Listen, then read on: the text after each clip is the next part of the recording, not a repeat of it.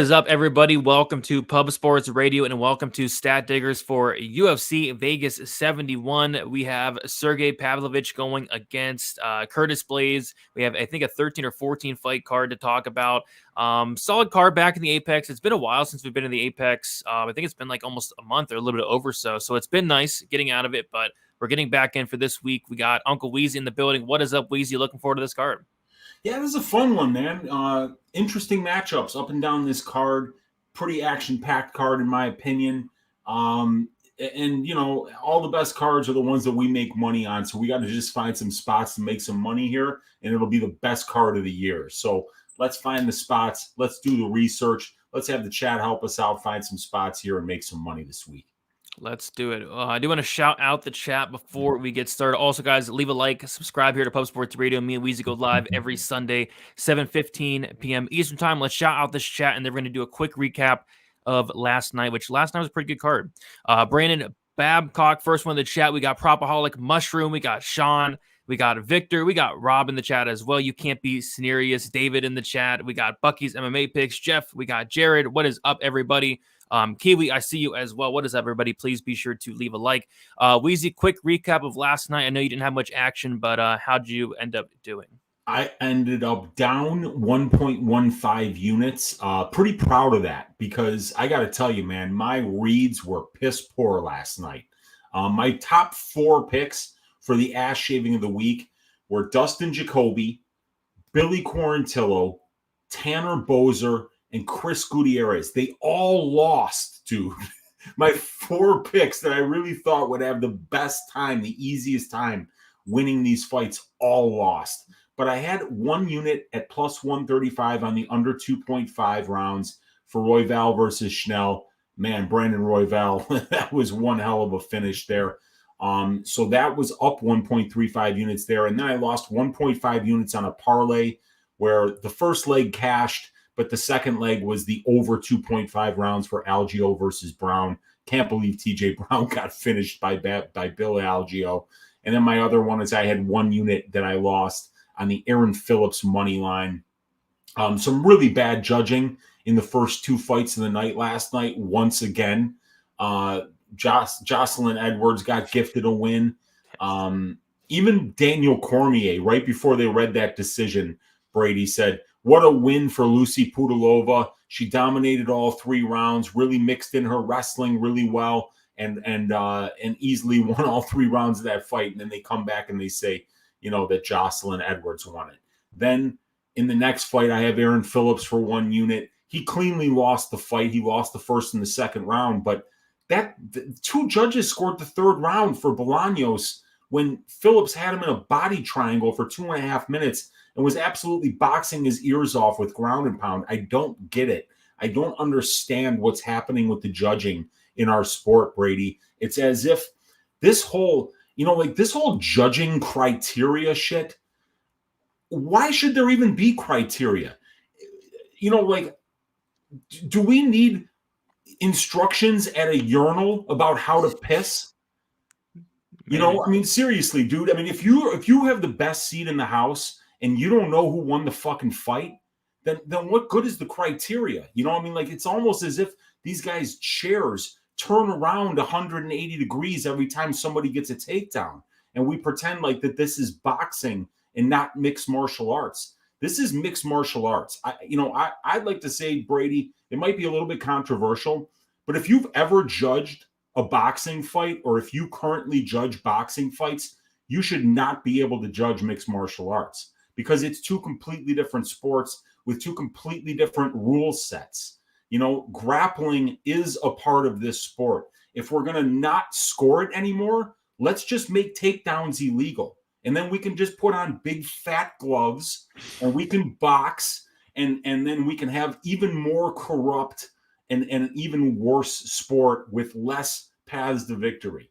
You know, but if we're going to keep this at MMA, Brady, if we're going to keep making this a sport that actually has a wide, you know, rule set that allows different paths to victory, then we need to have judges who aren't boxing judges because these clowns have no clue what's going on and it's becoming laughable. Why the hell should Bisping and Cormier be laughing about how bad judging is on the first fight of the night when everybody saw the same thing? So I don't know. Here we go again, right? I mean, and nothing's being done, and I don't know what the answer is, but it's getting to the point where I don't even know. I mean, like, we should just be doing prize picks. We really should, because at least then, you're getting a stat count of significant strikes or takedowns, and you don't have some moron cage side who has no idea about how to score a mixed martial arts fight. Yeah. I mean, I picked Edwards to win, but I was shocked at the decision. Like, I was shocked that it was even a split. I saw it was a split. I was like, what? How? I thought it was clear Pudilova, and it really wasn't even close. But yeah, I mean, the last couple cards, like the last 4 or 5 cards have just been rough with the judging, man. I mean, I got screwed last week with Watterson. Luckily, the judging didn't screw me this week, but I had 3 money line bets. Yeah. So, I mean, but it still sucks. Like, I know a lot of people that made the read, the bet on Pudilova. It cashed. Great read. She went out there and did exactly what she needed to do to win. She won, and then the judges got it completely wrong. I mean, that has to be. There's not a more frustrating feeling than doing everything correctly, and then the judges just taken away from you. It's rough, and I'm getting to be at a loss for words about how we do anything about this, or why we're not even surprised anymore when it happens. And I mean, like, Sal D'Amato is like dialed in and getting it right. Like, Sal D'Amato screwed up so many scorecards 6 months ago now, and now the judging has gotten so comically bad that even Sal D'Amato looks like he knows what the fuck he's doing out there. It's crazy, dude. I don't even know how to fix it. Yeah, me neither. But that's why I'm kind of like hesitant in terms of like laying chalk and when I think a fight goes the distance, like betting on that fighter, and it's scary, man, with these judges, like especially in close fights. Like, it's been so bad lately. Let's hope it gets better. But I mean, the UFC doesn't appear to be making any plans to try to fix this. They're not even really talking about it. I hope some fighters come out and talk about it. Somebody, because it's their money that's getting fucked with.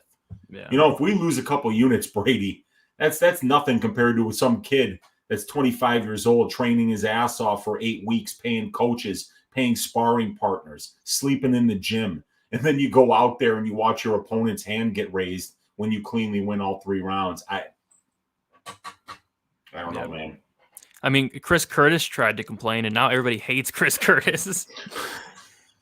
Yeah. I mean, I thought Gastelum won that fight, but it was a good fight. Yeah. And there are some times where, it's going to seem like somebody got robbed because it was a really close 50-50 fight, and somebody has to lose. But that's not always the case. I mean, a lot of these fights are 70-30, and the person that won 30% of the fight is getting their hand raised, and it's messed up.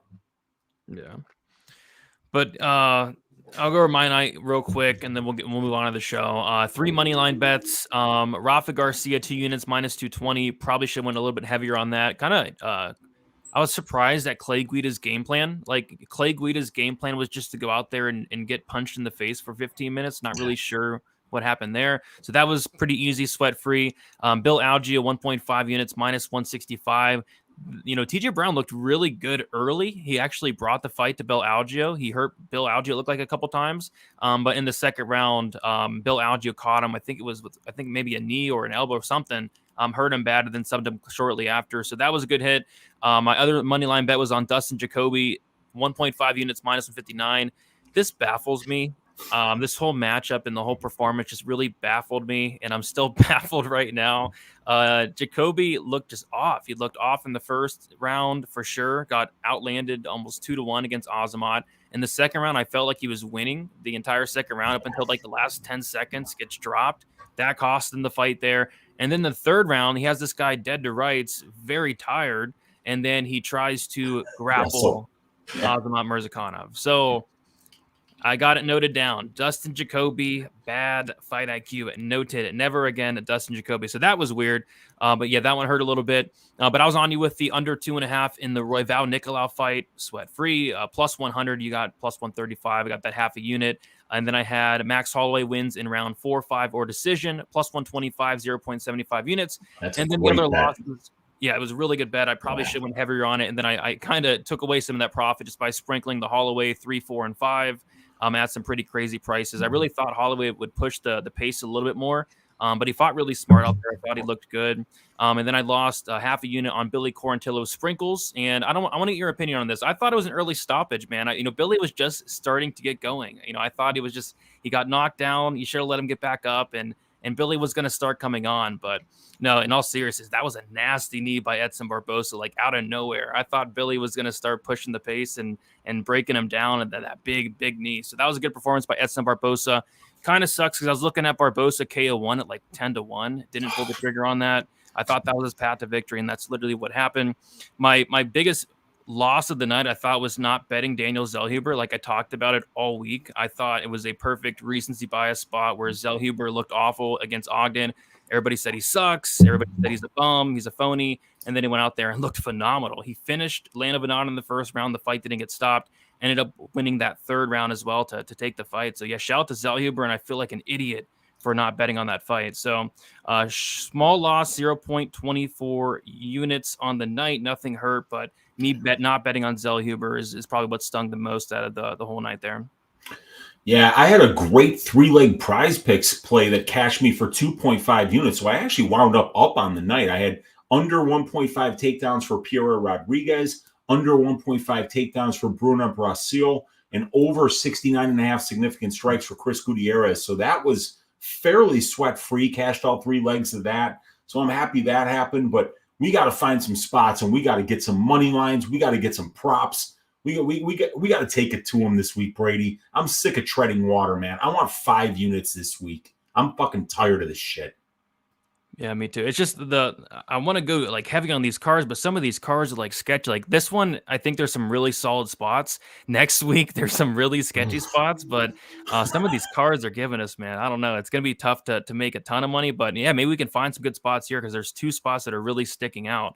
I was gonna say one more thing before we got started. What was I gonna say? Doesn't matter. I forget. But okay, we'll get into it, guys. We have, I think, 13 or 14 fights, Weezy? I think it's 13 now because we lost the Esteban Candelario fight. Okay, perfect. And I'm glad we lost that because I don't know much about the Esteban guy. But we got Brady Hiestand going against Tanab Bakary to kick off the card. Very, very good fight to kick off the card. Really looking forward to this one. And I think these early prelims are absolute fire, especially this one. We got Brady Hiestand. He is 23 years old, 5'8" with a 71-inch reach. Tanab Bakary, 33 years old, 5'7" with a 70-inch reach. We got Brady, who's much younger, 10 years younger. It's going to be Brady with a 1-inch height advantage and a 1-inch reach advantage. Brady Hiestand is 3-2 in his last 5 fights. He made his debut against Ricky Tercios, lost that fight by decision. Very fun fight there. Went back and watched it today. Fernie Garcia, he won that fight by decision. Got kind of dropped early and then ended up taking over. Just that relentless wrestling, that relentless pace that he has, was ultimately able to win that decision there for him. Solid performance there as well. Tanab Bakary, he is 3-2 in his last 5 fights. Knocked out Guido Canetti. Knocked out Kevin Natividad, knocked out Brandon Davis, and then he got knocked out by Chris Gutierrez, and then he lost a very close decision against Kung Ho Kong. I think this fight is all going to come down to whether Brady's able to take down Tanab Bakary consistently. If he's able to do that for the full 15 minutes or up until he gets a submission or a TKO on the mat, he should win this fight. But anytime this fight is on the feet, it's going to be very, very sweaty. Brady does not have the best striking defense. He's tough. He's durable, but we have seen him dropped quite a few times. We saw him dropped against Ricky Tercios. We saw him dropped in the first 10 seconds against Fernie Garcia. And Tanab Bakary hits very, very hard. So really fun matchup to kick it off. Striker versus grappler. Weezy, how do you feel about this fight here? Yeah, I think it's a great fight, a great stylistic clash of styles here because you got, Hiestand being mostly a control time type of grappler, trying to get to your back, relentless pace and pressure with the wrestling and the striking. And then you got Bakary, who's a high volume striker with really heavy hands. Dude, this guy, when he plants his feet and throws, he's looking to take your head off. And he's got 3 first-round knockouts at the UFC level. So this guy is either really starch and hose right there in the first round, or if it goes out of the first round, he's lost all those fights. He's 0-2 in the UFC in decisions. But Brady, he stands 10 years younger. That's something to like here. He's also got a 1-inch reach advantage and a 1-inch height advantage. But it's Dana who's got the experience advantage with 8 more pro fights and about 60 more minutes in the pro cage. And he's also got almost 15 more minutes in the UFC cage and 4 more UFC level fights.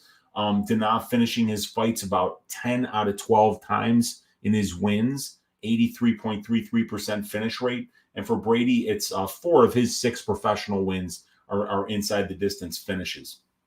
Now, when this is at range, you know, we're going to see Brady Hiestand kind of moving a lot laterally, a lot left and right. He manages distance with his kicks. And it's that movement and that distance management and that point fighting style that he kind of uses to try to get you to rush in on him, to kind of create that momentum to where he can duck down low and then get in on your ankles and work upstairs now for takedowns. They'll work from the ankles up a lot like Mateus Gamrot wrestles.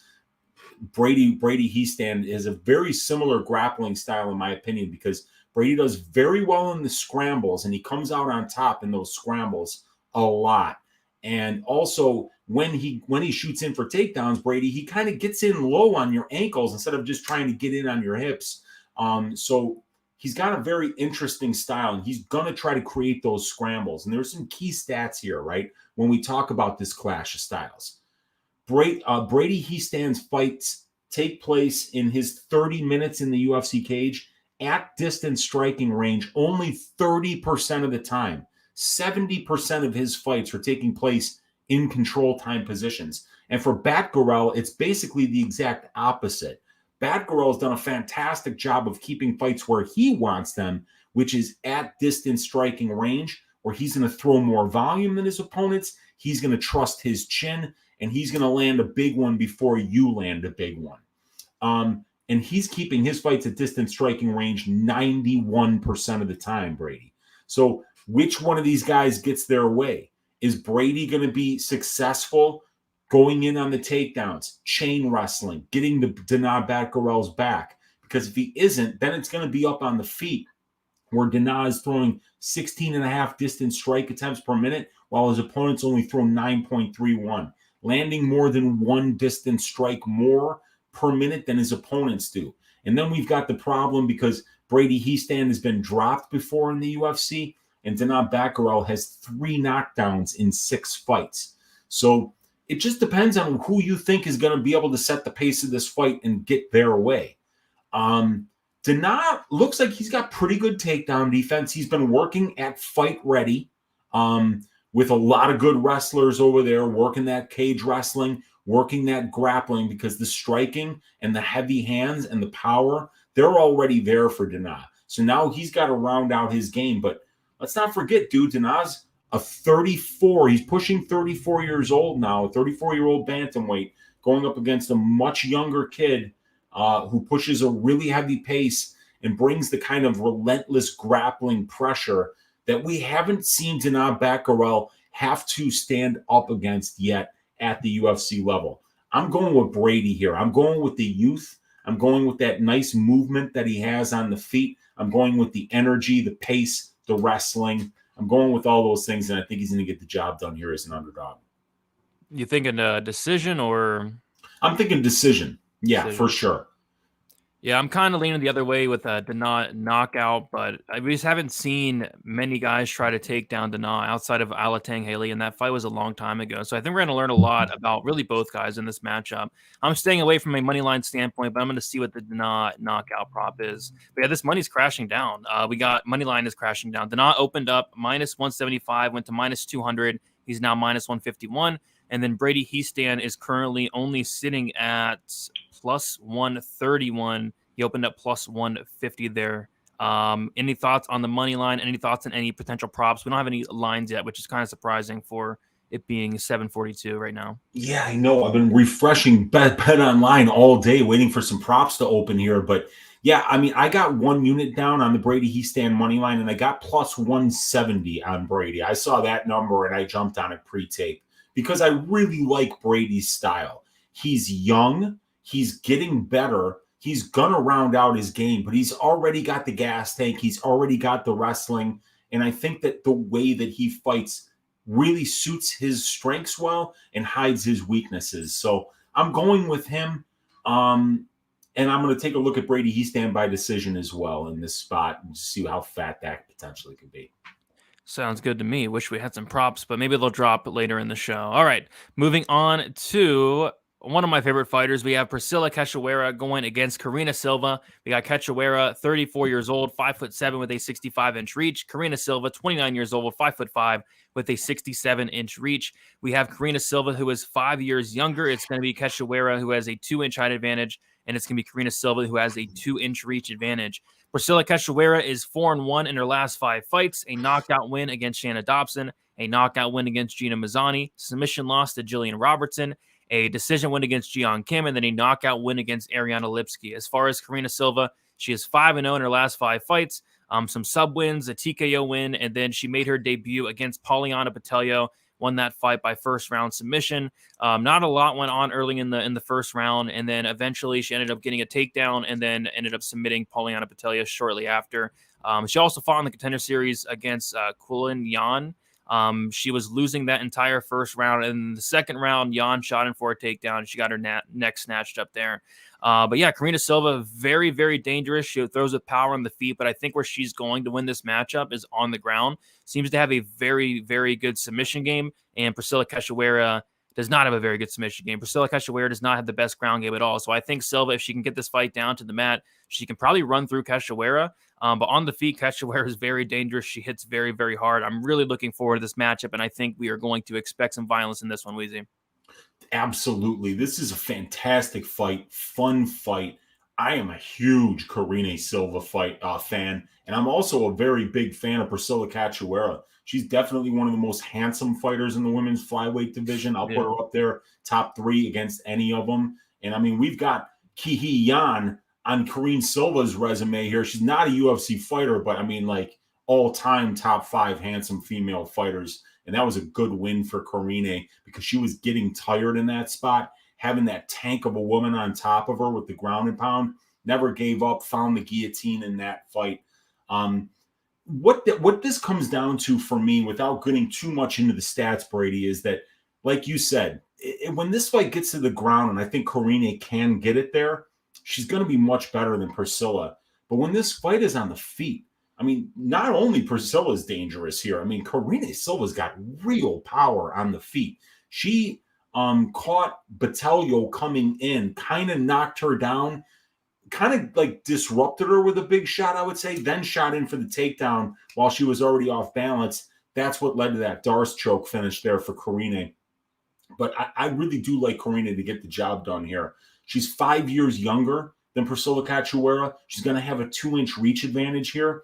And she's actually got 3 more professional fights and 3 more years in the game than Priscilla Cachoeira does. Very surprised by that. But it's Priscilla who's fought half of her career at the UFC level, while Karine Silva has 1 UFC fight out of 19 professional fights. But look, Karine is 100% finish rate. I mean, 15 wins, and they're all finishes. And then Karine has been finished in 3 of 4 losses. Priscilla Cachoeira has been finished in 2 of 4 pro losses, both by submission.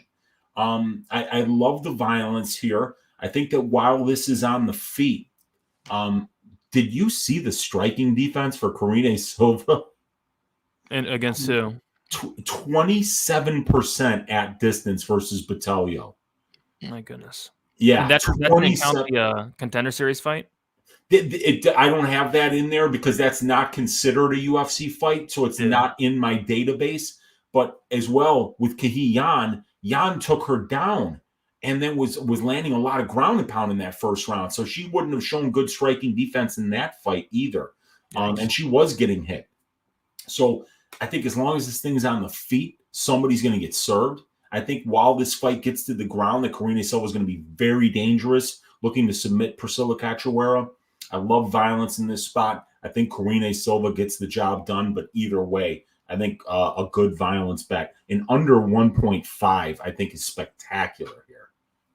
Yep, right there with you. Like I wish we had the odds, and if we did, we would have already been betting them right now, more than likely. But yeah, I think violence is absolutely the way to go. Both these fighters are very, very dangerous, and Silva's been finished quite a few times as well, and we have seen Cachoeira get submitted 2 times. So I think both fighters have path to victories for a finish here.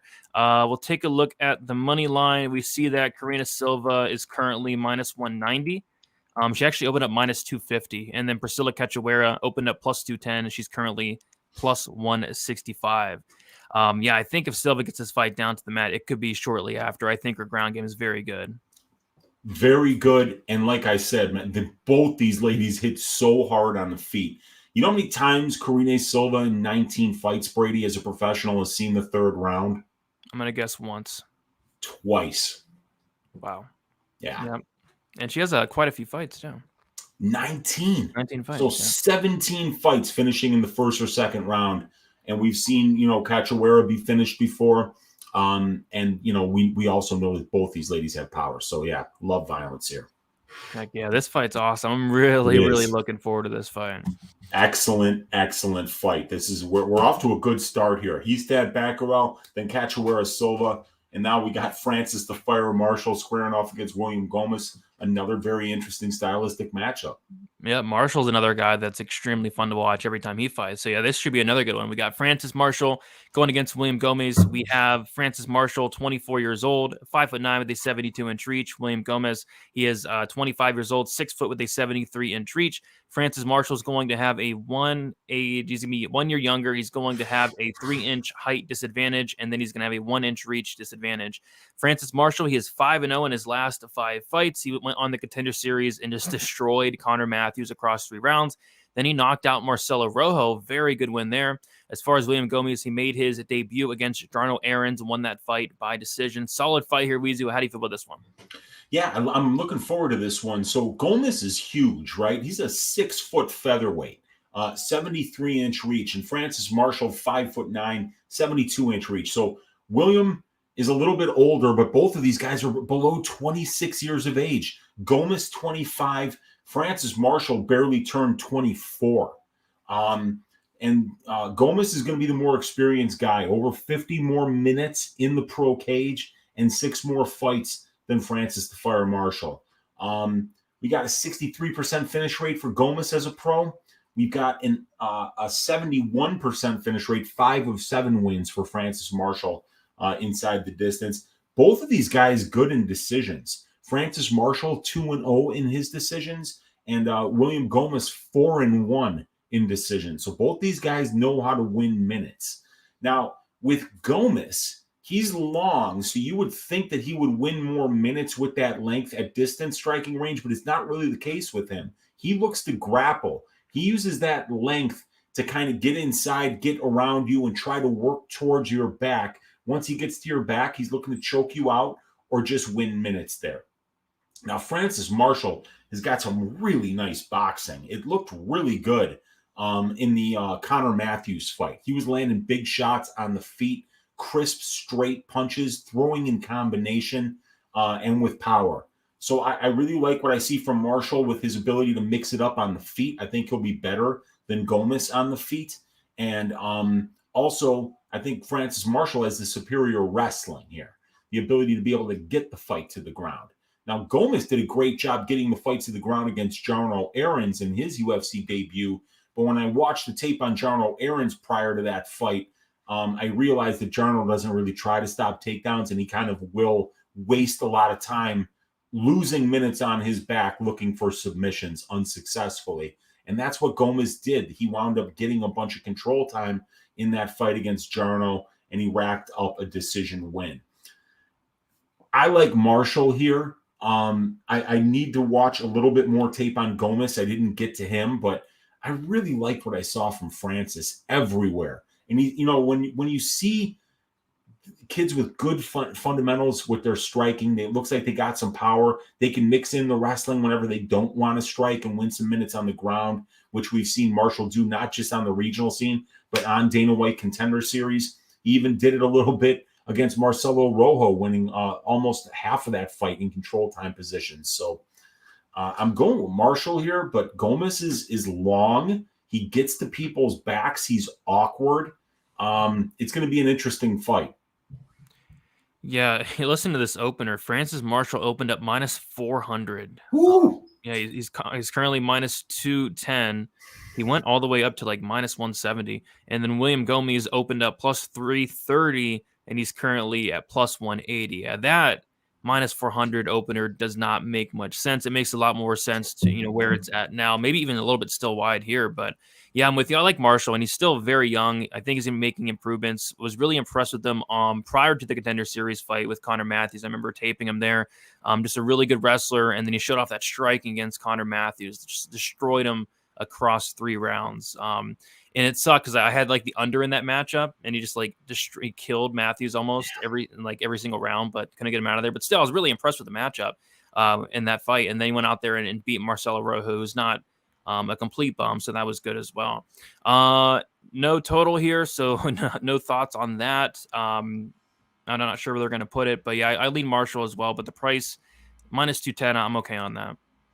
Yeah, and I mean, I'm okay on it too, because Gomez is like I said, he's tricky and he grapples well. He can find your back, and it's frustrating to fight guys like that because once they get your back, they get that body triangle in. That's the round. So unless you're Aaron Phillips against Gaston Bolanos, but yeah, I like Marshall here. The kid's a hell of a prospect, but I'm not counting out Gomez either. Yep, same feelings there. All right, we'll move on to a good, interesting fight here, I suppose. We got Muhammad Usman going against Junior Tafa. We got Usman, who is 34 years old, 6'2" with a 79-inch reach. Junior Tafa, 26 years old, 6'3". Not sure on the reach there, but Tafa is going to be 8 years younger. Tafa is going to have a 1-inch reach height advantage there. Muhammad Usman, he is 4-1 in his last 5 fights. He went out there in his debut against Zach Palga, lost every single second of the fight up until he knocked out Zach Palga cold in that second round. And then Junior Tafa, he is 4-0 in his only 4 MMA fights. So yeah, this one's a tricky one. Junior Tafa, obviously the brother of Justin Tafa, he's coming into the UFC here. He has a lot of kickboxing experience. I remember, I forget the exact record, but has a really good record of kickboxing, tons and tons of knockouts. This guy has a lot of power, really, really good striker. The big question mark with Justin Tafa is the ground game. Went and watched all his MMA fights. There's actually 2 where he did get taken down a couple times. I don't really like seeing that. Just because Muhammad Usman, I think he's going to have a path to victory here, and that path to victory is going to be wrestling. And there's a couple fights where we see Muhammad Usman going out there and doing exactly that, just wrestling for 15 minutes. There was this one fight, it was in Titan FC. He went out there and went for a takedown with in the first 30 seconds, and he just wrestled the guy for the entire fight. He didn't really try to finish the fight at any point. He really didn't try to get into any dominant positions. He just kind of tried to hold him for the entire fight and win minutes. And I feel like that's going to be Usman's path to victory here. I don't think Usman's that good. I don't think he's a good striker. He doesn't really do much on the feet. He has some power, I suppose, but it's going to be Tafa's the better striker by a mile here. But like I said, Usman, if he can get this fight down to the mat, extend this fight, I don't think Tafa has the best cardio. This line movement's just crazy, though. Just crazy line movement on this one. It's now a straight pick'em. And first of all, Muhammad Usman, he opened up as a minus 120 favorite that instantly went to plus 250. He was sitting at plus 250 for a while, went to plus 230, 210, 195, 190, and then it felt like with an hour or so or 2 hours, it went from minus or plus 170, plus 190 to minus 110. And then we have Junior Tafa, who opened up a slight dog. He instantly went to minus 275, and he was sitting around minus 230 for a while. And then, like I said, it felt like within a couple hours, he went from minus 225, minus 200 to minus 110. So just a very, very weird, quick line movement here. I saw Muhammad Usman there on Caesar Sportsbook at plus 155, and I was like, man, this line's clearly off. And Usman clearly has a path to victory, but do I really want to put money on Muhammad Usman? And I ended up just passing. So could have got plus 155. I'm fine with passing. I think a pick'em is about right because Junior Tafa is absolutely the better striker, no question about it. But Usman, the path to victory is going to be there if he chooses to take it, and I think he will. So pick him seems about right to me on this one, Weezy, as of now. What are your thoughts on this one? Yeah, I kind of feel this. Well, I mean, I feel maybe Junior Tafa should be a little bit more of a favorite than a pick 'em, but when I saw Tafa at -110 on Bet Online, and then I saw him at +155 on Caesars, I just arbitraged it. So I've already made 3/4 of a unit on this fight. There you go. And I'm fine with that. And I'm going to leave it at that. But, and we don't really have any stats here, Brady. I mean, Muhammad Usman's UFC career has lasted 5.6 minutes, and Junior Tafa is making his debut. But from what I saw from Tafa on film, he switches stances. He hits hard. He's not a big heavyweight, so he's going to be fast in there, and he's going to be the much better kickboxer, much more dangerous on the feet.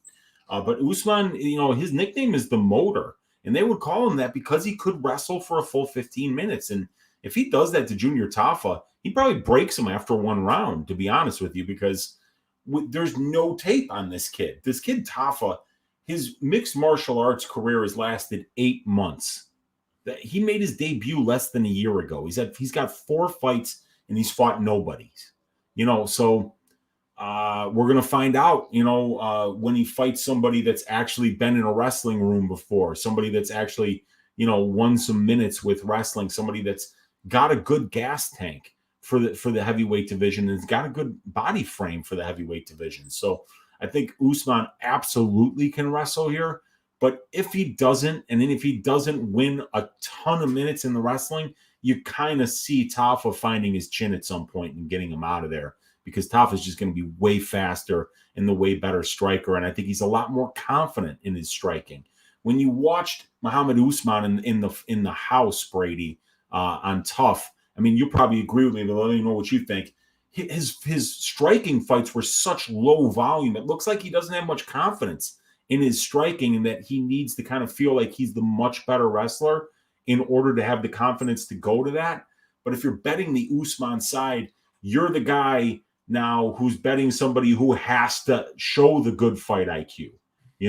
He's going to have to wrestle. He's going to have to show the gas tank in order to push that pace for 15 minutes and commit to trying to get this guy's ass on the ground and keep it there.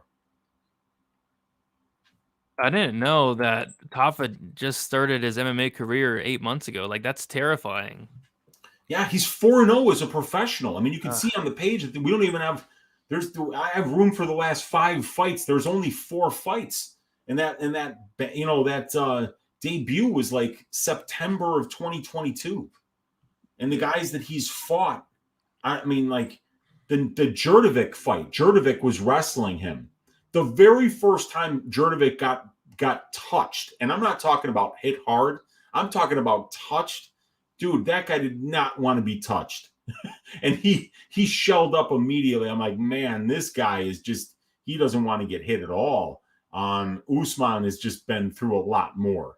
He's seen a lot tougher competition than Junior Tafa. He's way more experienced. He's the way more well-rounded fighter here. He's going to be the better conditioned athlete, and he's going to have the bigger frame for this division. So very interesting. Yeah, it's not a fight I want to be betting on, but yeah, this line movement's pretty interesting now. I'm curious to see where it goes. But yeah, currently -110 pick'em, and at that point, I have no interest in betting it whatsoever. I would have absolutely bet Muhammad Usman at +200. Like, that line makes no sense against a guy that has fought nobody, just started MMA, and Muhammad Usman can absolutely wrestle. I've seen him in multiple fights wrestle for 15 minutes. So yeah, it's a borderline 1-800 gambler fight for me. I'm going to be passing on this one. Yeah, and I've already made my 3/4 of a unit arbitraging that crazy line movement. Dude, somebody must have put a bag on Muhammad Usman. I mean, that line moved from +190 to -110 in a matter of a couple of hours. So good luck to whoever laid that money, but I get where they're coming from, man. Muhammad's more experienced. He's more well-rounded. He's the better conditioned athlete, and he's got the better frame for the division, and he can wrestle. Yep. The only problem is he sucks. Yeah, I know. That's my problem. Yeah. Yeah, and the Pauga fight, Pauga trains with Curtis Blaydes, so Usman's probably like, I can't take this guy down. If he's wrestling with Curtis Blaydes every day, Why even bother trying to take him down? And he got lucky and he caught him. Junior Tafa doesn't train with Curtis Blaydes every day. So he trains with Justin Tafa every day. Yeah, there you go. They were probably beating the shit out of it. Can you imagine being a parent in that household with Junior and Justin swinging bombs at each other every time they got pissed off? Yeah, that would have been bad. Yeah, they were talking about how they used to like fight in the garage, and they're like, I think he has like another brother too. Like they all fight in the garage. Like, those had to be some guys. bangers, dude. Yeah. Whoever the youngest kid is in those boxing and wrestling families always just winds up being an ass shaver for a living. When I was in the wrestling room in high school, we had this kid who was the youngest of 11 boys who all wrestled, and like 6 of those kids won state in wrestling. So this kid, when he was a freshman, was like shaving grown men's asses out there because he had been getting his ass kicked by his older brothers, 10 of them. So by the time he finally got to fight somebody his own age and his own size, he was just murdering them. My goodness, yeah. That is almost always the case. I like it.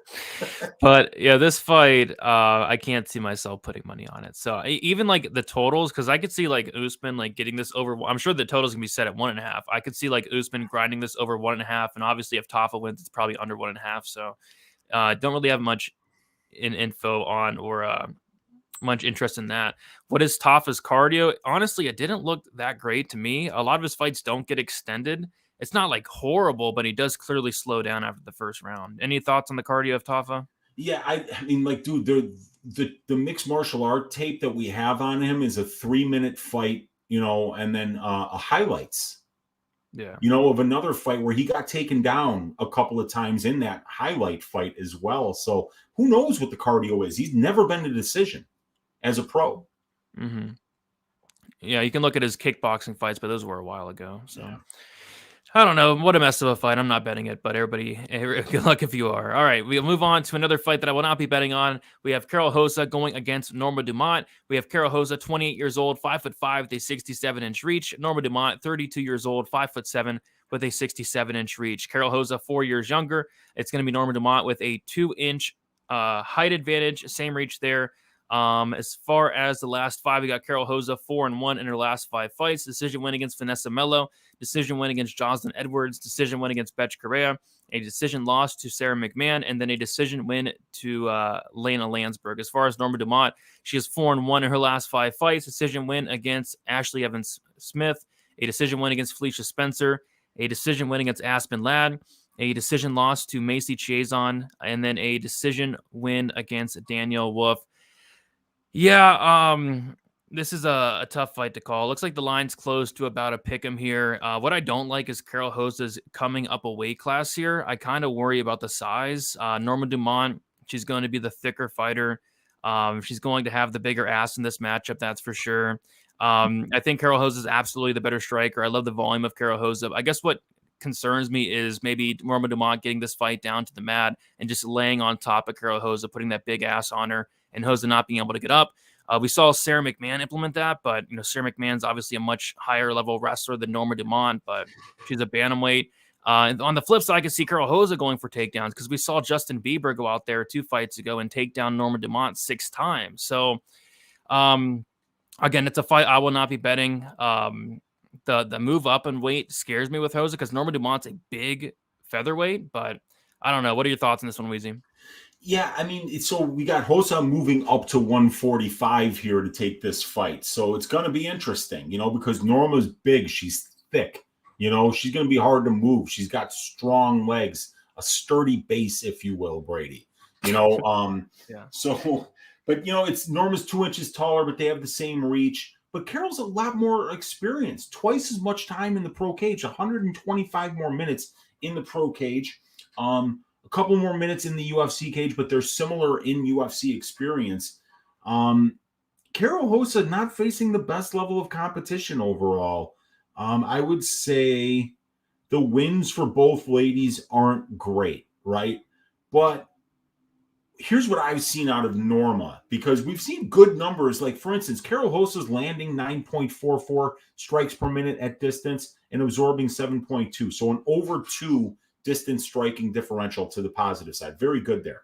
For Norma Dumont, it's almost 2. It's like 1.85 or something like that. Really good. So they're both good on the feet.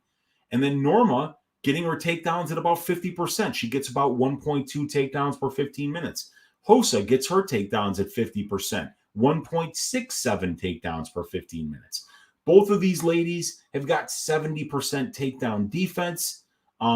Norma wins about 47% of the control time positions that she's in.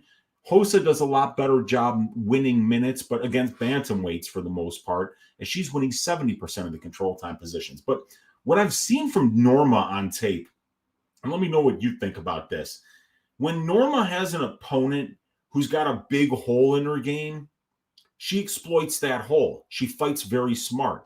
If her opponent isn't much of a striker, she'll keep the fight standing and win minutes on the feet. When she fought Danielle Wolf, who's a pure boxer, we saw Norma Dumont go to the takedowns and utilize the fact that Danielle Wolf had one professional fight, and use that fact that she was lacking a ground game in order to win the minutes there. But when Norma's fighting, well-rounded mixed martial artists who don't really have gaping holes in their game, she's losing, and the wins, Aspen Ladd couldn't hit water if she fell out of a boat, and she kept that fight standing and won it on the feet. Felicia Spencer, actually, I thought won that fight, and Norma Dumont even got outstruck for parts of that fight, but that was Felicia Spencer not going for takedowns for some reason there. That's why she won that fight. Ashley Evans Smith she beats, but when she faces a good striker and Megan Anderson, she gets starched. When she faces a good all-around fighter and Justin Bieber, who's big for the weight class, she loses that fight. Karol Rosa is well-rounded. She throws a lot of volume. She can wrestle. She's got good grappling. And the only one that I've ever seen out-grapple Karol Rosa is Sarah McMahon. And I have a very, very high opinion of Sarah McMahon's wrestling and grappling. I mean, she's very, very good. And I don't think Norma's on McMahon's level of grappling. I don't think that she's on Karol Rosa's level of striking. I like Karol Rosa here. Yep. I don't know. I mean, I'm probably going to go Dumont just because of the size, but I don't have a hot take on it. Not a strong opinion, but this line movement's kind of wild though. Rosa opened up minus 225. She's currently minus 105. Dumont opened up plus 190, currently minus 115. So kind of a complete line flip here. Yeah, I'm fine staying away from this fight. I feel like it could go either way. I feel like it comes down to who's going to have success in the wrestling. Obviously, Karol Rosa is the better striker, but if Dumont is able to get on top of Rosa, I feel like she can win minutes down there, and honestly, vice versa. I feel like Rosa could do the same. So I'm staying away from it. Don't have any interest in betting any props or nothing. Any thoughts on the line movement there? Rosa's line is crashing down as we speak. I'm surprised at it. I've never really been that impressed by Norma. Well, I'm impressed by parts of Norma, right? Really impressed actually by a certain part. But the whole mixed martial arts game, yeah, I think Karol's better than her. Karol's 4 years younger. Karol's, fought the better brand of UFC competition, in my opinion, overall. Well, maybe not. I don't know. That's actually very debatable. But yeah, I might get on the Karol Rosa money line here at minus 105 just because I feel like it's a discount from where it should be. I think she's got more ways to win this fight. Yep. I'd feel a lot better if it was at 135, though, her natural weight class. I don't like the fact that she's moving up, but maybe it won't matter. But yeah, Norma Dumont is competing with Muhammad Usman for biggest ass on the card this week, I think. Yeah. But I mean, there's no competition on who's got the best. It's Norma. It's Norma, But yeah, true. Big. Yeah, Mo's got some cheeks, dude. So By the way, between Norma Dumont and Muhammad Usman, which one of those do you think has an OnlyFans? Yeah, how about that? You would be wrong 100% of the time. I know the answer to this because you told me, but yeah, I mean, it's Mo Usman who has the OnlyFans here, while Norma probably should have an OnlyFans. Well, Muhammad Usman is making the money on OnlyFans. I like it. I'm not signing up, but do what you want to do, Muhammad. All right, moving on to the next fight. We have Montel Jackson going against Rani Yahya. We got Rani Yahya, 38 years old, 5'6" with a 67-inch reach. Montel Jackson, 30 years old, 5'10" with a 75-inch reach. My goodness, Montel Jackson, 8 years younger. Montel Jackson, a 4-inch height advantage and a massive 8-inch reach advantage. Rani Yahya is 3-1 and 1 draw in his last 5 fights. He submitted Luke Sanders, a decision loss to Ricky Simón, draw against Enrique Barzola, submission win against Ray Rodriguez, and then a decision win against Kung Ho Kong. As far as Montel Jackson, 4-1 in his last 5 fights.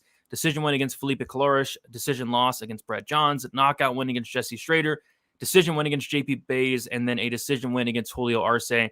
Montel Jackson's the biggest favorite on the card, and it's not even close. And I feel like this is a very easy Montel Jackson win as long as he fights smart. I mean, Montel Jackson, for him to make this look very easy, stuff the takedowns, don't go to the ground with Rani Yahya. Montel Jackson has incredible power. I think he has like 9 knockdowns in the last 5 fights. Like, this guy is racking up these knockdowns. He hits very, very hard. On the feet, it's not even close. Jackson's younger. He's going to have a big, big reach advantage. Ronnie's going to have nothing for him on the feet. I can see Montel Jackson dropping this guy like 3 times. It's just don't go to the ground with a 5th degree BJJ black belt in Rani Yahya there. As long as you don't go to the ground with them, you're going to look minus 1,000. But I don't know. I have a weird feeling that Montel Jackson might go to the ground because against JP Bays, he was dropping him like crazy. He dropped him 4 times. He kept going to the ground with him for some reason. And you do not want to do that against Rani Yahya. Rani Yahya's 38 as a bantamweight. I don't like that. He's been fighting forever, and we have not seen him in about a year and a half. I think this could maybe very well be the last fight, or getting pretty close to the last fight of Rani Yahya. I think Montel Jackson starches him here and probably in the first round. But if this fight hits the mat, you might be sweating a little bit because Rani Yahya's grappling is some of the best in the game. Even at 38 years old, he's still an incredible grappler. Weezy, what do you think about this fight? Not much of a fight. Montel Jackson's a massive favorite in this one. Yeah, if you're the UFC and you're matching up Montel Jackson with Rani Yahya, I think this might be you telling Rani it's time to hang him up. And even if you don't think that it's time to hang him up, we're going to convince you that it's time to hang him up because Montel Jackson is just a problem, dude. Like, you could be the way better grappler than this guy and just have nothing for him grappling-wise because, like, this dude, Jackson, could take his hand and probably put it around Rani Yahya's thigh and connect his middle finger and his thumb. His hands are freakish. Once he gets a hold of your wrist, your arm is going nowhere until he lets go of that grip. He's got freakish measurables for this division. He's got freakish speed for this division. He's got freakish power for this division. And he doesn't fight very often. 3 of his last 5 fights are against JP Bays, Jesse Strader, and Felipe Colores. I mean, I kind of feel like if Montel Jackson gave a shit that he could be top 5 and we would be talking about him looking at a title fight. If he just wanted to fight 3 times a year, if he wanted to take fights, I mean, like, why is he taking a Rani Yahya fight? I don't know. Do you have an answer for that? Why is he fucking? I mean, if you Montel's 31 now, he's going to be 31 on the 24th, 8 days from now, right? This guy's going to be fighting. He's going to be 32 the day after this fight, and they're giving you a guy in Rani Yahya who has 11 UFC wins, and the combined record of those 11 guys in the UFC is 22 wins and 39 losses. An old man who has nothing but submissions. The first time you touch him, he probably crumbles from a big shot from those canned ham-sized fists that Montel Jackson has. Dude, if Montel fucks this up, I don't know what to say.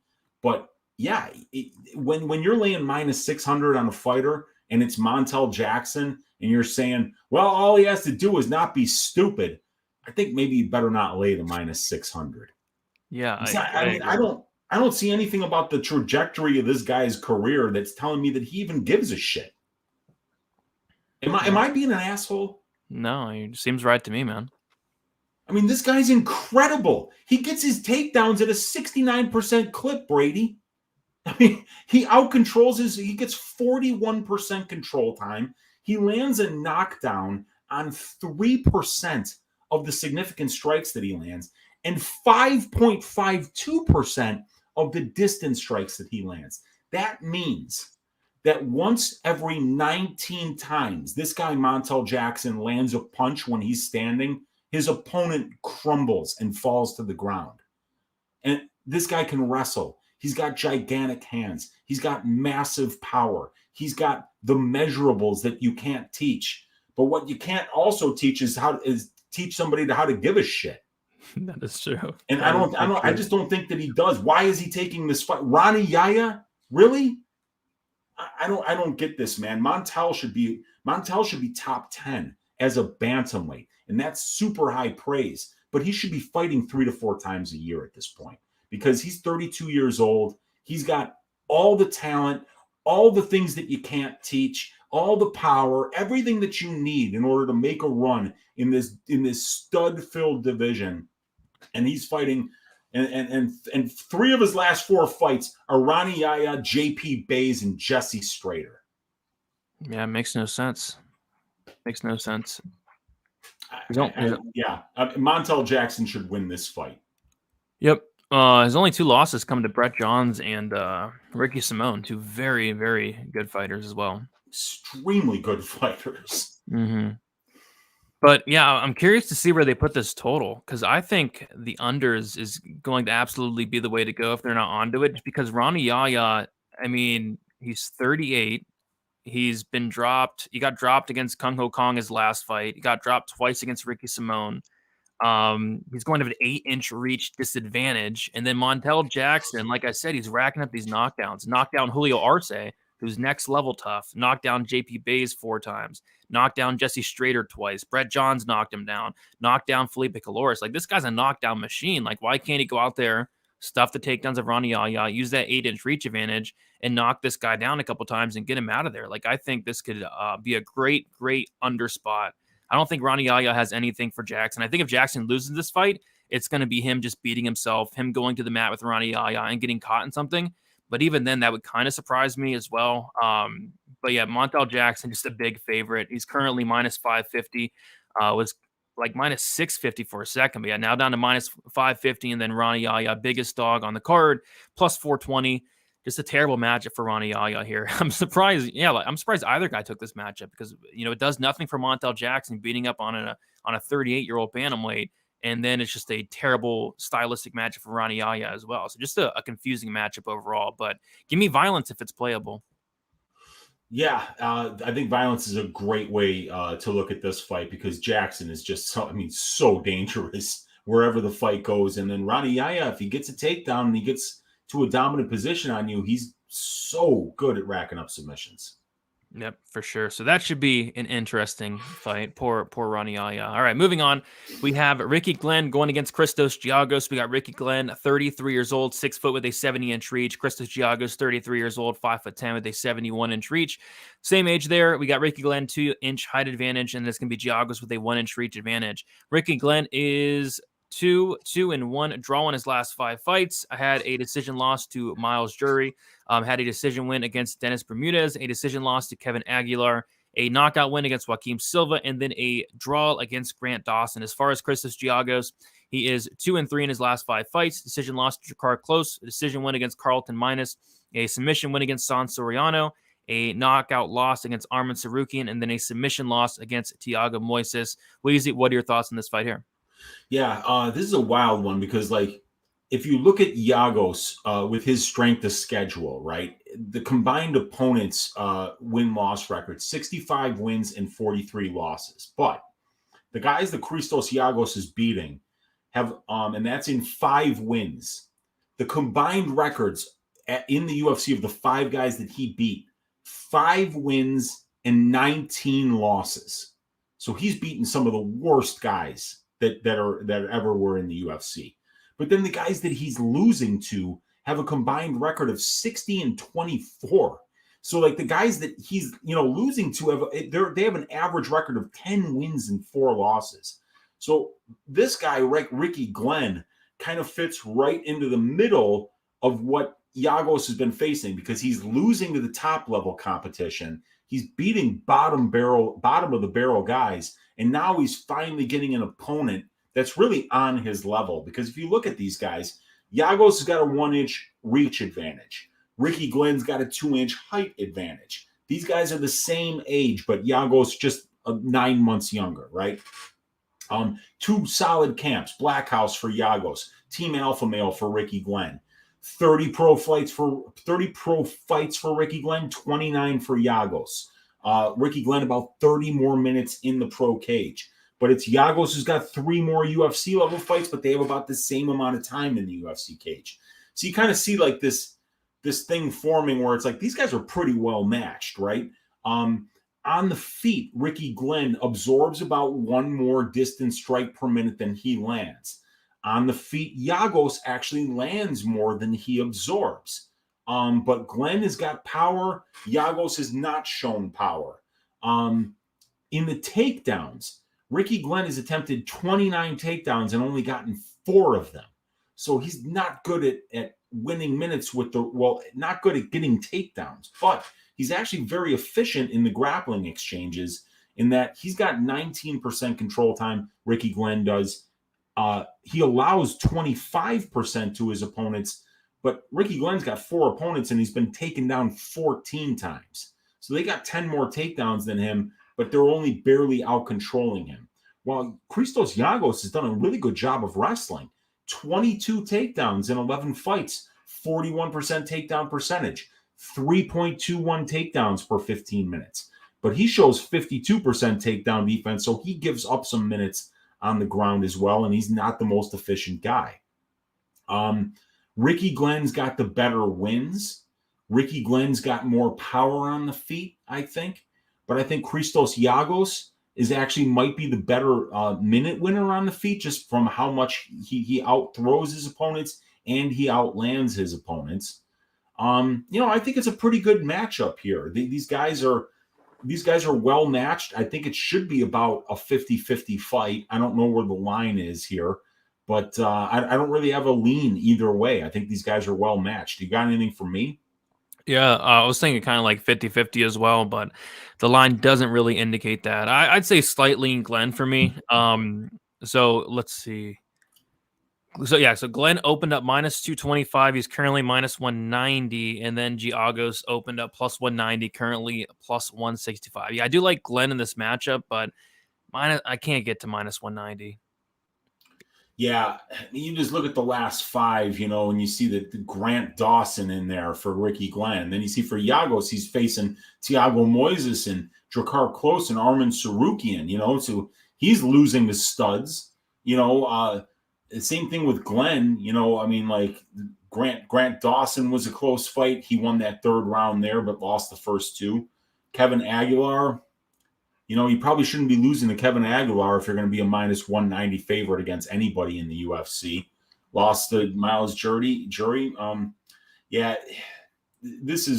I don't have a strong lean on this one, man. I don't want to call it like a 1-800-GAMBLER fight, but I need to look way more into this one. Let's just put it that way.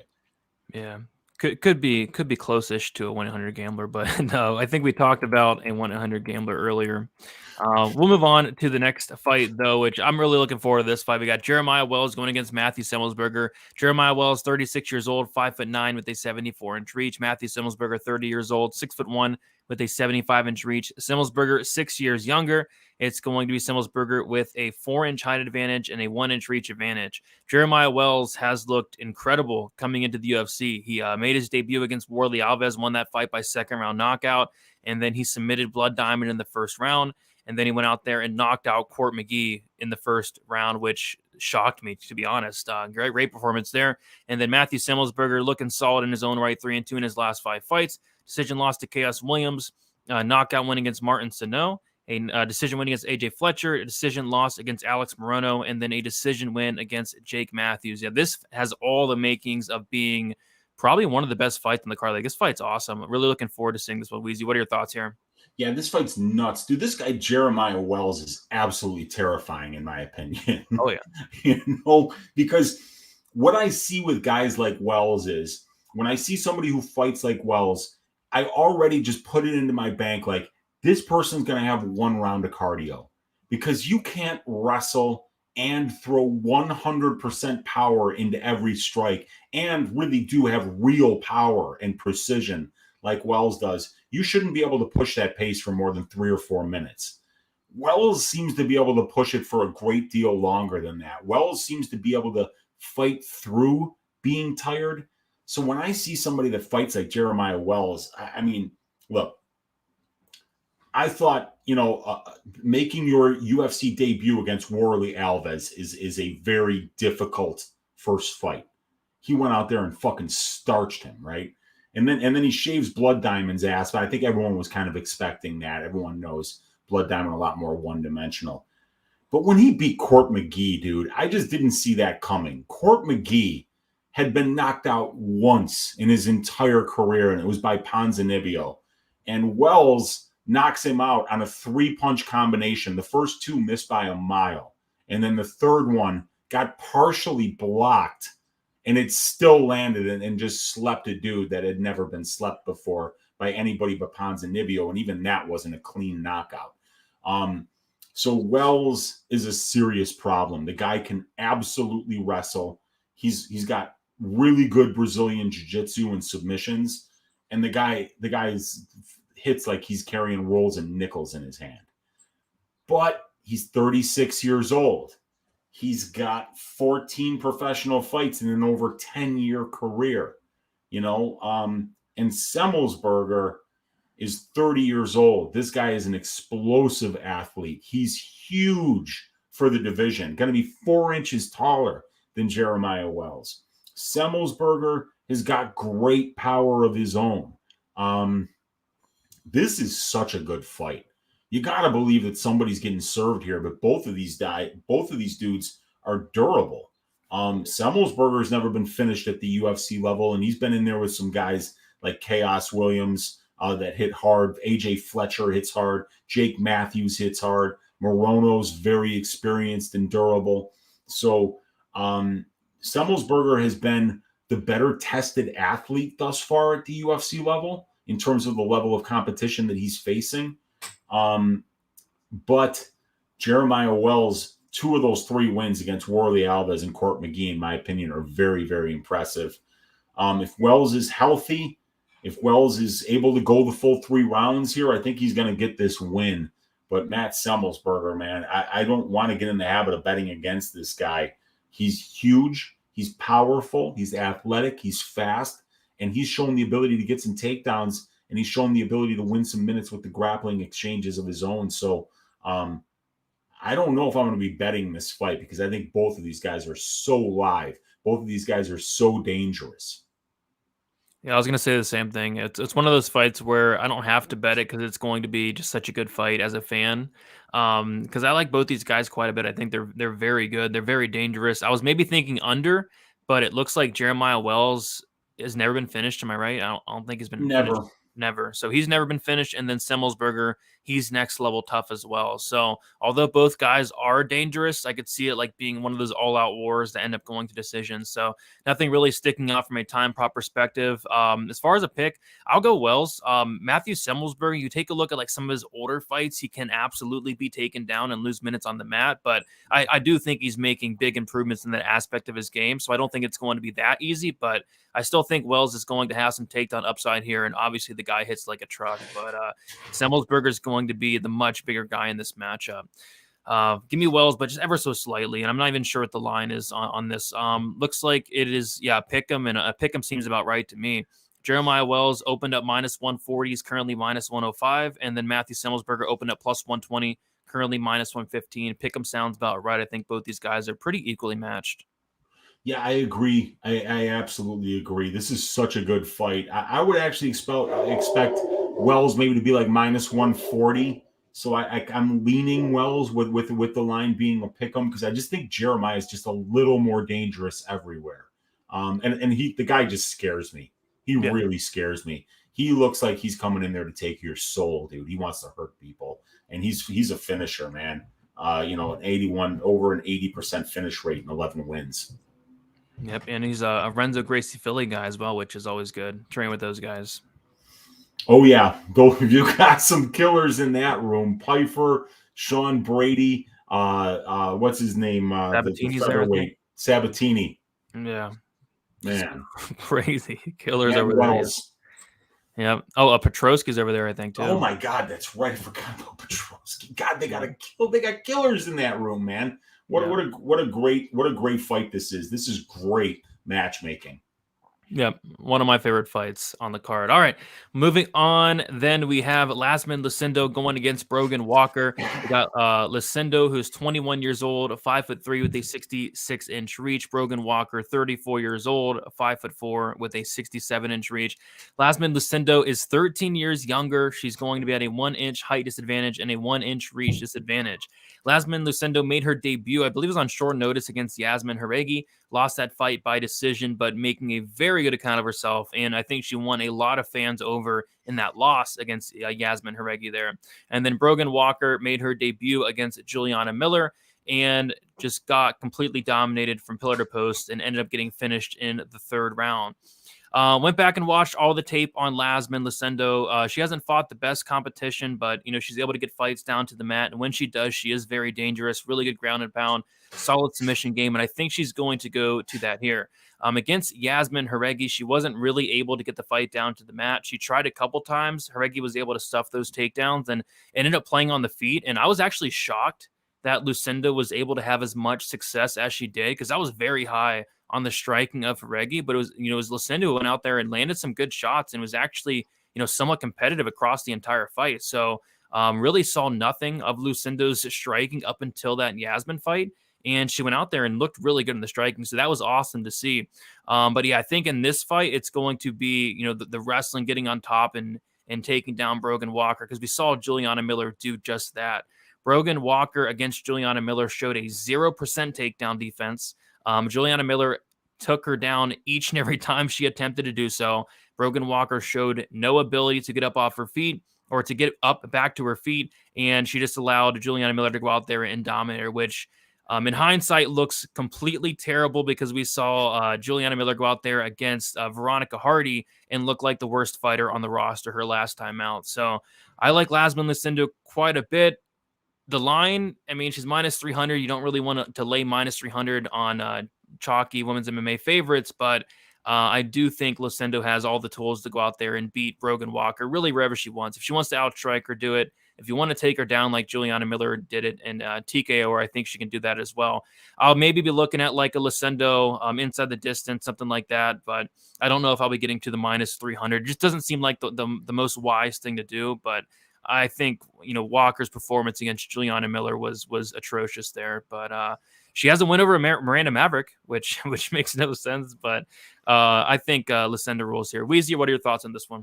Yeah, so this is a weird one, because when Lucindo made her debut against Jauregui, I remember watching the tape on Jauregui and watching the tape on Lucindo and saying, my God, Yasmin Jauregui is going to box this girl's face off and is going to absolutely kill her, right? And then so I had a big bet on Jauregui. I was trying to win 2 units. That fight wound up being too close for comfort for me. So I was like, maybe I overrated Jauregui. And then Jauregui's next fight, she was a big favorite. I forget against who. And I wound up being like, man, that Jauregui could barely beat Yasmin Lucindo, who's 20 years old and took that fight on short notice. Maybe I'll take the big dog shot on whoever Jauregui's opponent was. I forgot. It might have been Estela Nunez. And then Jauregui just goes out there and destroys her, right? And I'm like, man, maybe this Lucindo is a lot better than I thought. And then on the other side, you got Brogan Walker, right? And when Brogan was in the house, she had a couple of good wins in the house. She's fighting Juliana Miller, who's got 3 professional fights. Her striking sucks. And you look at Brogan Walker and you're like, man, she's been in there with Erin Blanchfield, Pearl Gonzalez, Miranda Maverick twice, right? She's going to destroy this Miller, give her a vet lesson. So she goes out there and gets her ass shaved by Juliana Miller. It looked like she had never even been in a cage in her life, right? And I'm like, Juliana Miller has 3 professional fights, and she did that. She must be really good. And then so I'm like, Miller against Hardy. I'm betting her inside the distance. I'm betting fight doesn't go to decision. And she goes out there and she gets her ass shaved. So it goes to show you, like sometimes you can't just overrate one performance, which is why I think we need to be a little bit. Let's not forget that Iasmin Lucindo lost her last fight. And now she's a minus 300 favorite against a girl that's been in there against girls who frankly beat up Iasmin Lucindo at this point. So this line doesn't make a lot of sense to me.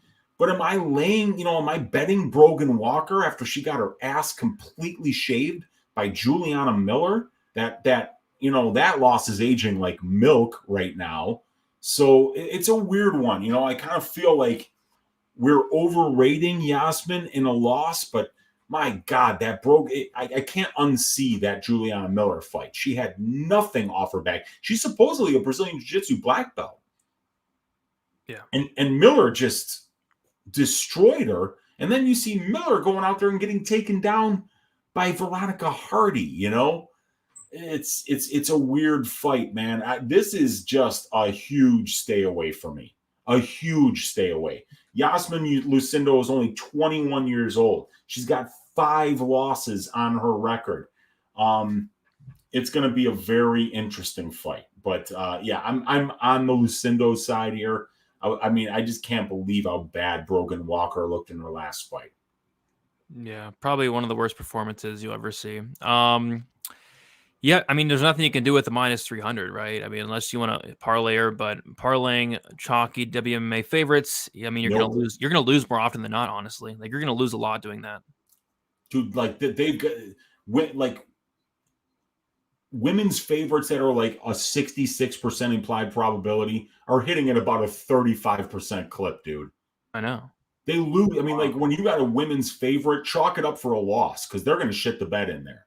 Even when they win the fight, like Pudilova did, they're still going to be like, nah, sorry, son. Plus money side won that one too, Even when you get it right, you get it wrong laying juice on women's MMA. And then now you're going to lay minus 300 on a 21-year-old. Come on, man. No thanks. No thanks. This is a stay away. 1-800-GAMBLER. Bag of orange is this is that fight, dude. Yeah. I'm going to take a hard look at the inside the distance because I do like Lucindo's ground game once she does get on top, and Brogan Walker looked like complete trash. But if that's not a good price, I'm fine with staying away. So we can definitely move on. I think I'm a little bit more higher on Lucindo than you are. I think she has some ups. She's only 21 years old. Yeah. I think she can definitely make improvements. Where's she training at? Let me see. I didn't recognize the camp. Fight House. Boy, talk about a generic name for a gym. Yeah, I would like to see her move to I don't know, a different gym, and I think she can improve a lot at somewhere other than Fight House, where I never heard of. Yeah, and like you said, dude, she's only 21 years old. Sometimes you see some of these young ladies making just massive jumps. Even Veronica Hardy, Brady, she was only 27 after 3 years off. And she comes back and she beats Juliana Miller, who destroyed Brogan Walker-Sanchez and made it look easy. So when you're young, you're making big improvements. When you start young in this sport, it's a good thing. Yeah.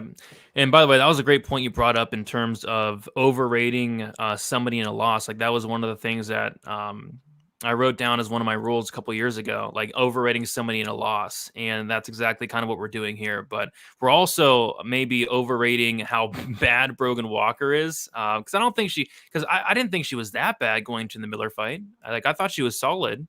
Just she looked so bad in that Miller fight. So bad. She was on the high end of the regional scene, fighting a lot of those ladies who made it to the UFC and fighting competitive with them. She's 34 years old. She's been around the block. She's a Brazilian Jiu-Jitsu black belt. She's got solid striking. She should have beaten Juliana Miller. Absolutely. She should have had paths to victory and had a game plan that would have, made Juliana strike more, but she was unable to keep the fight standing. Yeah. What a mess. Yeah. What a mess we get ourselves into sometimes. Moving on to the next fight, we have Bobby Green going against Jared Gordon. Bobby Green, 36 years old, 5'10" with a 71-inch reach. Jared Gordon, 34 years old, 5'9" with a 68-inch reach. Bobby Green, 2 years older, 1-inch height advantage and a 3-inch reach advantage. Bobby Green is 2-3 in his last 5 fights. Decision loss against Rafael Fiziev, a knockout win against Ali Quinta, a decision win against Nazareth Hackbrast, a knockout loss to Islam Makhachev, and then a knockout loss to Drew Dober.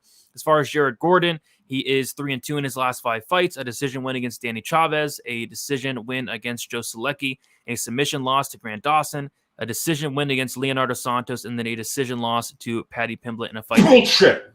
Yeah, in a fight they clearly won there. Yeah, I know. You made I think you had a bet on Gordon, didn't you? I had 1 unit at plus 500, Brady. So that was a 6 unit. I lost 1 unit instead of winning 5. I was beside myself. 1 unit to win 5 units. Wow. Yeah, that's terrible. I mean, Jared Gordon clearly won the fight, but yeah, I think it's this is a much tougher fight for Jared Gordon here stylistically. I look through Jared Gordon's career and he's like fighting like all grapplers. Like it's not often you see Jared Gordon go out there and fight a striker. He's going to be fighting a striker here. I think for Gordon to have success, he's probably going to need to get this fight down to the mat, and I really don't see that happening against Bobby Green, who has a great takedown defense, great get-up game. Bobby Green should be the much better striker. I really don't think it's going to be close. I like Bobby Green here quite a bit. The only problem is Bobby Green does not have the best fight IQ in the world. He's going to go out there. He's going to showboat a little bit, piss off the judges, it looks like. And there's been a lot of times where Bobby Green's been robbed in fights. So that would be my concern here if this fight does go the distance. But Bobby Green, one of the biggest favorites on the card. I think it's a pretty tough matchup for Jared Gordon, but trusting Bobby Green at minus 300 is not something I really want to do this week. Weezy, what are your thoughts on this fight? Yeah, and then let's put it this way, Brady, right? You want to trust Bobby Green at minus 300, and then look at the fact that Bobby Green basically goes to decision most of the time, and that Jared Gordon, mostly goes to decision, but I mean, Jared Gordon's been stopped, but I think how chinny he is a little bit overrated. We haven't seen him be getting slept anytime recently, so, and then you got to have the judges. And guess what? The judges owe Jared Gordon one. I think I might double down on the Jared Gordon by decision because I think Bobby Green wins this fight. So since the judges get it wrong most of the time, why not be on the plus money side? Look, they literally do owe him one. They do. And I mean, sometimes that happens where they'll be like, all right, we robbed you last time. Now we're going to rob your opponent. Is Jared Gordon going to be able to take this guy down, man? I don't know. I mean, he's been so good at it, Brady. He's winning 75% of the control time positions that he's been in. And this guy's been out there against Selecki. He's been out there against Leonardo Santos. Paddy Pimblett's a good grappler. Grant Dawson is an excellent grappler. Those are his last 4 fights. But now Bobby Green is a guy who's just really tough to deal with at distance striking range. He's got a positive 2.2 distance striking differential per minute. And for Jared Gordon, it's about 1.84. So both of these guys throw good volume. They outland their opponents at distance. Bobby mixes in the wrestling and wins some minutes there, but it's Jared who does a much better job of it. And Jared who does a much better job of taking people down and then racking up a bunch of control time after he gets the control time. But yeah, I mean, I can't lay minus 300 on Bobby Green. We've seen it happen too many times where this dude's gotten robbed. Both of these guys have gotten robbed. Yeah. You know what I'm saying? Jared Gordon's been in a bunch of close fights, and he's had some that, besides the Pimblett fight, that haven't went his way. He got a little bit lucky in the Selecki one, in the Selecki decision. That was a very close fight, but he got robbed in the Pimblett fight. We saw Bobby Green get robbed. Was it against Dalby? Moises, he got robbed. Oh, yeah, the Moises fight. I remember that one. He was just, yeah. There were a couple others, too, Bobby Green. Oh, the Trinaldo fight probably could have went his way. I was thinking of Daniel Rodriguez against Dalby, but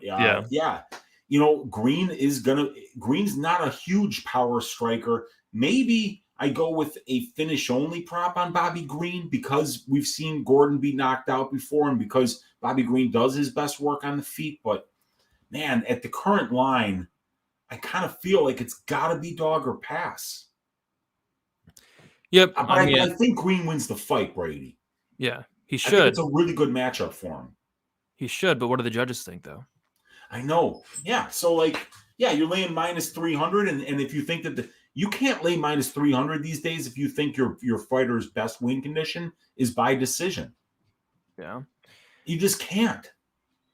Yeah, and what scares me is, if Bobby Green's winning the striking exchanges, Jared Gordon does get a takedown or two, that could sway one of the corrupt judges as well. So it's terrifying these days, laying that much chalk. So not only do you really not want to trust Bobby Green at minus 300, but do you really want to trust the judges at minus 300? So it's kind of I don't really want to do either of those things. So it's a big pass for me. It looks like money is coming in on Jared Gordon, though. Jared Gordon opened up plus 190, went to plus 146. He's now down to plus 111. Bobby Green went to minus 350, currently minus 251. So money is coming in on Jared Gordon. Yeah, no interest. I'm curious to see what that finish only would be, but I bet they're probably all over it there. As of now, it's a pass. Just kind of sketchy laying that much chalk. But yeah, it feels like a really good matchup stylistically for Bobby Green. It really does. Makes sense. Does. And let's one quick stat here, Brady. Bobby Green, 10 UFC wins. Jared Gordon, 7. Out of those 17 combined wins for these two guys, only 4 of them have been finishes. So less than 25%. So this one's going to the scorecards. So if you're on that Green side, man, that's terrifying. Maybe bet Green by decision. I don't know. No, this is a stay away, dude. Mr. D saying Green's retirement fight too, I heard. I didn't hear that. And then JR is confirming. Oh my goodness. That's a third reason you shouldn't lay minus 300 on Bobby Green. My gosh. Jeez, man. Can you imagine being in your retirement fight and then having it stolen from you by the judges and then be told in the back, hey, sorry, we robbed Jared out last time, so it's your turn because you're retiring. Fuck you. We don't owe you shit. Don't let the door hit you on the ass on the way out, Bobby Green, is what they're going to probably tell him, and Bobby deserves better than that. I'm a big Bobby Green fan. Dude's a stud. Yeah. He's very good. And it should be a good matchup, but I don't know. I can't get that. Especially if he's retiring. That's terrifying. But yeah, we'll see. All right, moving on to the next fight. We have Brad Tavares going against Bruno Silva. We got Tavares, 35 years old, 6'1" with a 74-inch reach. Bruno Silva, 33 years old, 6 foot with a 74-inch reach. Silva, 2 years younger. Going to be Tavares with a 1-inch height advantage. Same reach there for the two. Brad Tavares is 2-3 in his last 5 fights. Decision loss to Israel Adesanya. That guy's pretty good. A knockout loss to Edmund Shabazian. Decision win against Antonio Carlos Jr. Decision win against Omari Akhmedov. And then a decision loss to Adrikas Duplessis. As far as Bruno Silva, 3-2 in his last 5 fights. Made his debut against Wellington Turman. Showed that brutal ground and pound, destroying Wellington Turman in the first round. He knocked out Andrew Sanchez late in the fight. He knocked out Jordan Wright early in the fight. And then he made a really good account of himself in the Alex Pereira fight where he was able to take all of Alex Pereira's shots, was able to survive the full 3. Was really impressed with that loss, honestly. And then he went out there against Joe Mearshart, and one of the most weird performances I've ever seen. It looked like Bruno Silva was hanging out with Keith Peterson at the bar prior to this fight. He fought like he was drunk, really, really drunk. Looked completely sluggish, threw nothing in that fight. Looked like he didn't want to be in there. And it was the completely different version we've seen in the past. We saw him go out there against Turman, Sanchez, and Wright and look like an absolute killer. And then he comes into the Mearshart fight and fights drunk. So that was a very weird performance to me. He looked off in that fight. And if he shows up and looks drunk again, he's going to clearly lose to Brad Tavares. It's just if we get that killer version of Bruno Silva, yeah, he could probably knock out Brad Tavares. So it's a fight where I kind of just want to stay away from it because Bruno Silva just looked really, really bad in his last matchup. But again, I don't know if that's a one-off or if he's declining or what's going on with him, but he looked terrible his last fight. Weezy, what are your thoughts on this one here? Yeah, this is an odd one. It might be a good buy low spot for Bruno Silva just because he looked so bad and he burned so many people last time out that you might get a like a Zellhuber line on him this week, just because, recency bias is a real thing, man, and it can really move lines. And sometimes it's just one bad fight, and you can get a really good reaction the next time when you get an overcorrection from the market. First of all, what's the line on this fight? I think it's wow. Yeah, Brad Tavares is the favorite. He's currently minus 160, and then Bruno Silva is currently plus 140. So yeah, Tavares is the favorite here. Okay, so Tavares 1 inch taller. They got the same reach. They have similar experience numbers, but obviously Tavares about 80 more minutes in the pro cage. He's got 11 more UFC fights and about 170 more minutes in the UFC cage. So Tavares big time experience advantage here. While this is on the feet, it's Silva who throws more volume. It's Silva who lands more strikes, but it's Tavares who's more efficient, right? Tavares has got a 61.5% distance striking defense, which is good. It's probably a little bit above average, right? Bruno Silva's distance striking defense is 48%, Brady. That is so bad, so that's a situation where you kind of like Tavares, right? And then if you look at the grappling, Bruno Silva's got 2 takedowns in 5 fights. Tavares has got 5 takedowns in 16 fights. This thing probably takes place on the feet. I was a little bit worried from what I saw in the Dricus du Plessis fight. Tavares was getting the hell beaten out of him, but frankly, I think if Tavares has a first round like he did against Dricus du Plessis, that he probably gets Bruno Silva out of there. Tavares had a fantastic first round against du Plessis. He lost the last 2 rounds and took a really bad beating. That's what worries me, is that was like almost like I wish the corner threw in the towel, because he was getting beaten that badly in that last fight. And we know that Dricus hits hard, dude. So I kind of feel like I really like Tavares' strength of schedule advantage here. I like the fact that while Tavares is older, he's only a year and a half older, and he's a lot more experienced. I guess I'm leaning Tavares here, but you got to be careful with a guy like Bruno Silva, because he does have that one punch power, and I just didn't like what I saw from Tavares in the last 2 rounds of that fight. It reminded me of Zach Cummings versus Ed Herman, where it was just getting that bad. Because I had the fight doesn't go to decision, and I'm like, how the fuck is Tavares still alive here? And I was even saying, how is du Plessis still alive in the first round? So this fight probably finishes inside the distance, but it's weird because Tavares only has 1 inside the distance win in the UFC, and he's got 10 total wins. So can we count on Tavares to finish? I don't know. This feels like a fight that could go in a bunch of different directions, and I'm not feeling confident about any of them right now. Yeah, I agree. It's a fight I kind of want to stay away from. I don't see Tavares really finishing Silva. Like Silva, he's only lost by sub, right? I think it's only by sub. Yep, you're right. 6 times. I'm not sure Tavares is going to go out there and sub him there. I don't know. Like, what version of Bruno Silva shows up? The sober, stone cold killer version of Silva, or the drunk hanging out with Keith Peterson before the fight Silva? I'm not sure, but I don't know. It's a fight I probably am going to stay away from. I think that's the best move there. Maybe look at the props, but honestly, from a money line standpoint, it might be that dog shot on Bruno Silva for me at plus 140, but I just can't trust him. Yeah, I can't either. And like JRMMA is saying, like, that's the only time Dricus du Plessis has ever been to decision. So Tavares showed crazy durability in that fight.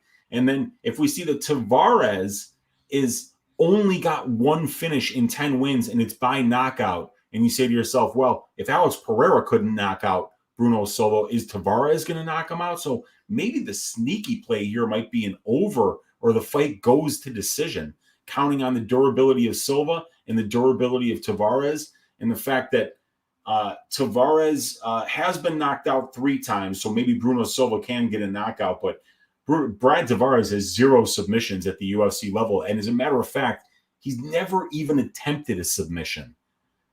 There we go. So maybe Brad Tavares by decision, maybe fight goes to decision, maybe a Bruno Silva finish only prop. Those are some ways that we can maybe play this fight, but God, man. I don't know about this fight, dude. I mean, I just have no confidence. I think those are good ways to play it. Yes. But which one do you choose? Yep. Decision only, Tavares. Finish only, Bruno Silva. I like it. And then I agree with Mushroom. Get some help, Bruno Silva. Get some help. I agree. Get some help. All right. 2 fights left before we get into the co-main event. If you guys have not already, please consider hitting that like button. We do appreciate that a ton here at Pub Sports Radio. Me and Weezy go live every Sunday, 7:15, breaking up the upcoming card about a week out. All right. We got Song Yadong going against Ricky Simón. Very, very fun co-main event here. We got Song Yadong, 25 years old, 5'8" with a 67-inch reach. Ricky Simón, 30 years old, 5'6" with a 69-inch reach. Song Yadong, 5 years younger.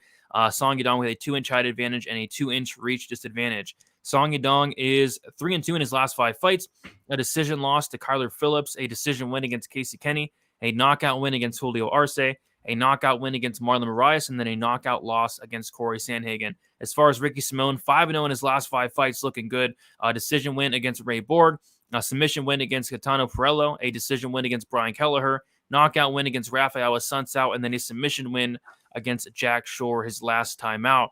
I think Song Yadong is going to be the better striker in this match. I really like the striking of Song Yadong. Tons and tons of power, but I kind of feel like Ricky Simón has a path to victory here, and that path to victory is going to wrestle. Like Ricky Simón is a guy that can go out there and wrestle for 15 minutes and do it consistently the entire time. He's landing over 5 takedowns per 15 minutes. He's completing them at almost a 50% accuracy. And we have seen Song Yadong taken down and held down in the past. And a lot of these fights were a while ago, but we did see, Marlon Vera take him down twice, get some top control. We saw Stamen take him down a lot and control him the entire 3rd round.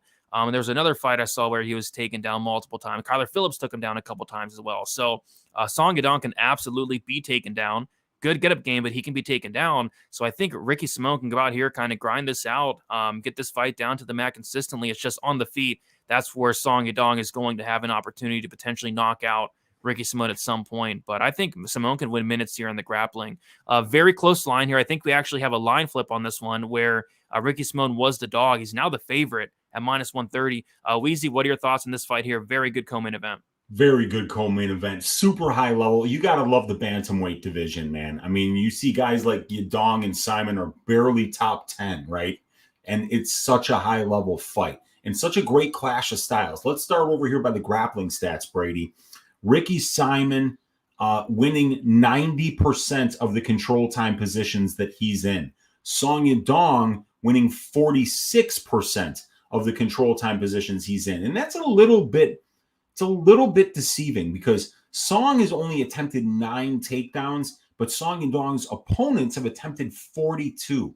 So for every 1 takedown that Song attempts, his opponents are attempting almost 5. So you would expect maybe Song Yadong to be losing a greater percentage of the control time positions than only 53%, but he's not. He's efficient. He's got solid takedown defense, but he's got a good get-up game. He doesn't rest down there. Now, Ricky Simon only spends about 57% of his fights striking at distance striking range. While for Song Yadong, it's 75%. So obviously, Song is probably going to want to be keeping this fight standing. We can take a look at the fact that this guy's only attempted 9 takedowns in 11 fights to suggest that that's where he's most comfortable. Now, Ricky Simon, very comfortable on the feet, but obviously what he does really well is he gets takedowns. 10 UFC fights, he's attempted 90 takedowns in those 10 fights. He's gotten 43 of them. That's almost a 48% accuracy on his takedowns. He averages 5.59 takedowns per 15 minutes. His fights are in control time positions 43% of the time, and he's winning 90% of that 43% of his fights. And he's also landing 4 knockdowns in 10 fights, and he's only been knocked down twice. So he's got a power advantage over his opponents on the feet most of the time. He throws a lot less volume, but Ricky Simon's got 65% distance striking defense here. So his distance striking defense is a little bit better than Song Yadong's on the aggregate. Ricky has been knocked down, but Song has never been knocked down. And it's Song who has the positive distance striking differential, and Ricky, who has the negative distance striking differential here. So, and then also Song Yadong, 5 years younger than Ricky Simón. Yeah, Song Yadong has 28 professional fights. He has more professional fights than he has years on this planet. Song Yadong took his first professional fight, yes, at the age of 15. He won that fight. Do you know how he won that fight, Brady? Submission. Yeah. His opponent punched him in the face. He fell down and started crying. His opponent was confused, like, why am I fighting a child? Song got to his back, choked his ass out. Showing great fight IQ, taking advantage of the fact that he was young and his opponent would feel bad about hitting him. That's child abuse, for Christ's sake. And Song actually showed a lot of fight IQ, got that win. Boy, who wins this fight, man? I think I'm actually leaning Song. He's got good takedown defense. He can get back up. I think he'll be landing the bigger shots on the feet. But goddamn, Ricky Simon's wrestling is no joke. And it's terrifying to be in there with a guy that can have a mullet like that, rock it that well. He's got real swag, Brady. It takes confidence to wear an aggressive mullet like Ricky Simón has. And you go back and you watch that Ray Borg fight, probably the finest mullet in the history of the UFC was in that Ray Borg fight. And you saw really Ricky Simón get that win by split decision and put that grappling pedigree that he has on display in that fight against a really good grappler in Borg. Yeah, this is a great fight. I think I'm leaning Song, but there's more work to be done, man. Both of these guys have paths here. It just depends on which one of them gets their way, which one of them sets the pace of the fight, which one of them is more successful in taking the fight to where their opponent is less comfortable. Yep, for sure. For me, I think that's Simón. I think he's going to go out there and wrestle a lot in this match. I mean, he can do it. Like you mentioned, he attempted a ton of takedowns thus far. But yeah, Simón opened up a dog, plus 105. Currently, he's minus 140. Money just came in on Simón. And Yadong opened a minus 125. He's currently plus 120. I would have not minded some dog money on Simón, but where it's at now, I think it's about right to me. And then no thoughts on any totals here, just because Simón's not really a finisher. Yes, he went out there and finished Jack Shore, which is very impressive, and then he finished a Sun Tzu, but typically more of a decision guy. And Song Yadong's next level tough. So I don't know. I kind of lean this fight going the distance, but probably not going to bet it because it's probably going to be juiced. And I wish we had odds so we could talk about it, but no odds still. Just refreshed. I'm refreshing too, dude. Yeah, I mean, Bet Online maybe needs to get some help. Because they've usually got lines out by this point. I mean, that's our go-to book for early lines. They're always first to market, out there setting it, and they haven't done it yet. Very, very odd. It's strange. Very odd, because last week they did it at like 4:00 in the morning. That's when I got that plus 135 on Royval. I was like, oh, wait, 135, wait. And I hit that, and it was my only cash of the week out of 3 bets. Yeah, so I was up late last night waiting, like, do it again. I'm ready. But I was ready, so they didn't do it. I finished the prop template at 4:15 in the morning, Brady. I went to go look for lines. I was like, damn it, okay. They're gonna release them while I'm sleeping. I know it. Just a big shame. Big shame. Hey, and we got Dono from my guy Gogo Flamingo. Yeah.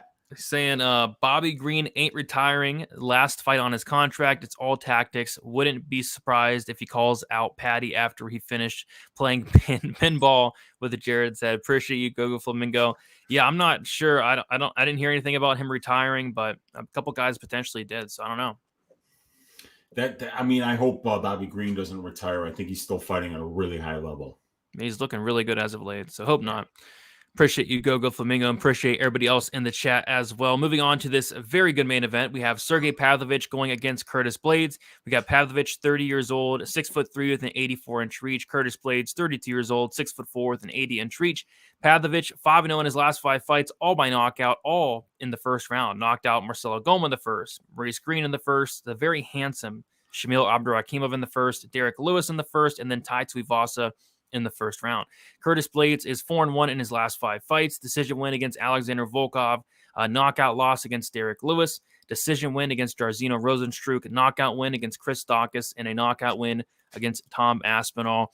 Sergei Pavlovich is one of the most terrifying guys on the entire planet. I went back and watched some of his earlier footage back to when he was younger, 24, 25. He looks completely different. Nowadays he's going out there with some purpose. He's pressuring. He's trying to take your head off. I went and watched his only 5-round fight, and I told you about it last night, Weezy. Like, nothing happened in the first 24 minutes and 50 seconds. And then in the last 10 seconds, Pavlovich got a takedown. But up until then, nothing happened. So don't go back and watch Pavlovich's 5-round fight because nothing happened at all. And I think it's going to be completely different from this 5-round fight here. So didn't really take anything away from that. I guess the big thing here is who's going to get their way. Is Curtis Blaydes going to be able to get this fight down to the mat before he gets his head taken off? And that's an interesting if there. Like, Blaydes, he needs to wrestle, and he needs to wrestle early. I think he needs to wrestle very early here, and I'm not sure he's going to do so, because if we take a look at his last few fights, he's not really wrestling as much as I'd like to see. He's kind of trusting his hands a little bit, and that's great. He's a great striker and all, but do you really want to test your striking against Sergei Pavlovich? Pavlovich is going out there, like I said, with some purpose. He's pressuring, like he pressured Derek Lewis, got him out of there. He pressured Tai Tuivasa, got him out of there in less than a minute. He's trying to kill these guys in the first minutes of these fights. And I think that's what he's going to do here to Blaydes. With all that said, though, if Blaydes gets one takedown, the fight's probably over shortly after. Pavlovich, we have not seen a ton of his takedown defense, of his get-up game, but when we have seen, the only time we've seen Pavlovich off his back, he looked like a complete fish out of water. And that fight was years ago. It was on his debut against Alistair Overeem. Overeem got on top, and it looked like Pavlovich quit when he was on his back. So I'm sure he has made improvements, but like I said, the one time we did see him off his back, he looked like crap. In terms of picking a side, I think I lean with the dog, because I feel like it's a 50-50 fight. Like, is Blaydes going to get the takedown, or is Pavlovich going to destroy him in the first round? I feel like both of those are very much on the table here. What I like more than anything is violence here. I'd be very surprised if this fight either got extended, and I'd be just shocked if this fight went the distance, because I feel like Curtis Blaydes is going to have opportunities to get on top and finish the fight, and then Pavlovich can knock out a freaking house. So I like Pavlovich as far as a pick goes, but the bet for me is going to be the under 1.5 rounds. Pavlovich has not seen a second in a very, very long time. Weezy, what are your thoughts on this main event? I can't wait for this one. Yeah, Pavlovich back in Russia was on a Soviet SWAT team, and they didn't even have one of those door, like, knocker downer things. Like, Pavlovich would just punch down the door, like, yes. It's just crazy. Dude, listen to this, Brady, right? Pavlovich lands 6.06 distance strikes per minute, and he absorbs 3.54, but he lands a knockdown on 9.23% of the distance strikes that he lands. It's like basically saying every time this guy touches you at distance, there's a 10% chance that you die. Goodness. And then you look over on the other side at Blaydes, and Blaydes has 62 takedowns in 16 fights. He's only allowed 4. He's winning 96% of the control time positions that he's in, and his fights are in control time positions more than half the time. And his striking is pretty good, man. Like, his distance striking, he throws more attempts. He lands more than his opponents do, and he's only absorbing 2.95 distance strikes per minute. So he's not getting hit a lot.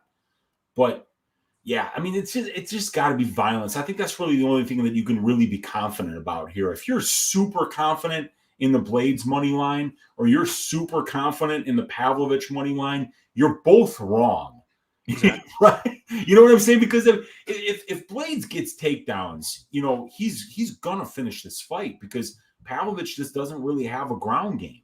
And if he can't get takedowns, a guy who lands a knockdown on 10% of the distance strikes that he lands, you can't be in a cage with a man like that for more than like 3 minutes without getting your head punted into the cheap seats. So it's violence in this fight. I really don't know who's going to win, but I think who will win for sure is the under 1.5 bettors. Yeah. Jay's saying it. Blaydes was lighting up Aspinall on the feet. Jay, that fight was 15 seconds. Yeah, I know. It was 15 seconds, and Aspinall got hurt there. Yeah, I agree. A lot of people in the chat are talking about Blaydes striking. I agree. I think he's a very underrated striker, But why would you strike with Sergei Pavlovich here when you can take him down, right? Don't strike with Yeah, I mean, Pavlovich. if you got a death wish, then Yeah. maybe. If you're It's Sean weird. Strickland and you have no Yes. concern at all for your own safety or brain injuries, then yeah, maybe we'll hear Blaydes be like, I'd stand with him again, after the fight, But Yeah. no, that's not Curtis, man. You're not standing with dudes when you're trying 115 takedowns in the heavyweight division in 16 fights. So yeah. Yeah, if I'm betting Blaydes here, I want him to shoot a takedown in the first 15 seconds. I don't want to spend Please. any time striking with Pavlovich. This guy hits like a 84-inch reach. That much power is terrifying. But Blaydes is the favorite, which makes sense. I mean, the clear path to victory, it's clear as day. He's minus 172, and then Sergei Pavlovich is plus 147. No totals yet, but I'm going to be keeping an eye out on that under 1.5. Even like the fight won't start round 2. Like Pavlovich has not seen a second round in the UFC yet. And I'm not even sure that changes here. But if this fight does get extended, I think it heavily favors Blaydes.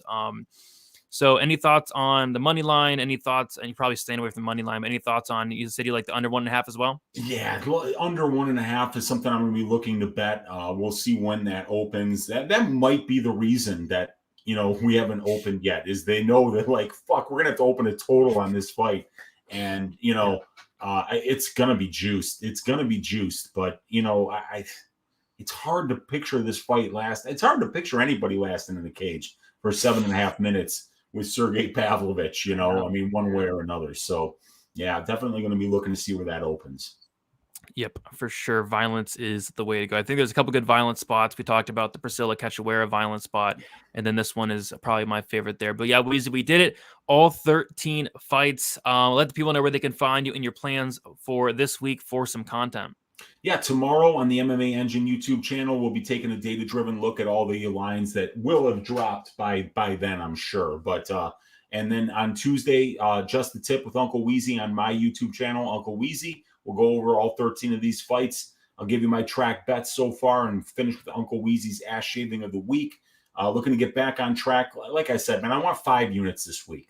I want to be up 5 units. I'm coming for blood this week. I'm sick and tired of treading water. I'm coming for your asses, bookie. Watch out for your Uncle Weezy in that rearview mirror. He's coming for your ass. Let's go. Weezy's coming for that ass. There we go. I was going to bring up one last TNT saying who has the better gas tank. I'd imagine Blaydes, but like JR saying, I don't really think it's going to matter here about the gas. I don't think it gets too far into the fight. Yeah, I don't think so either.